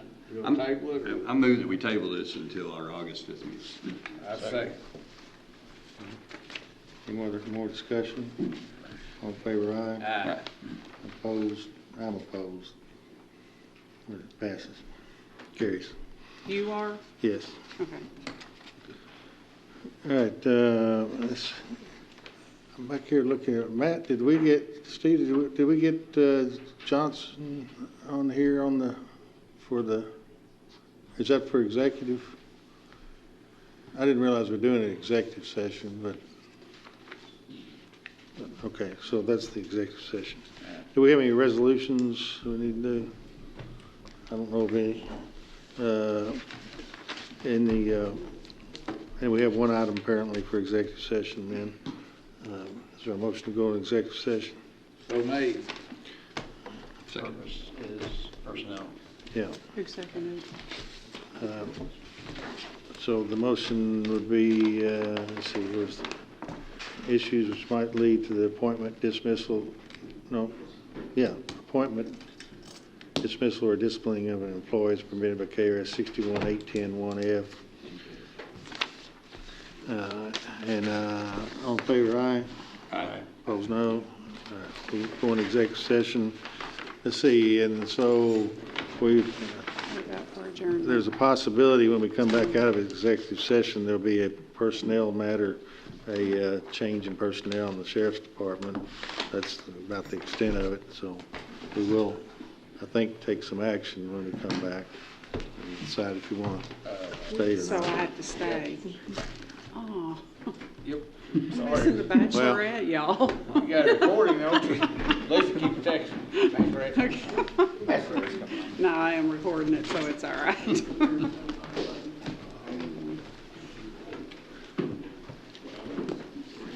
You have to go to the bathroom. Oh, me too. All right. Well, we can take 5 minutes.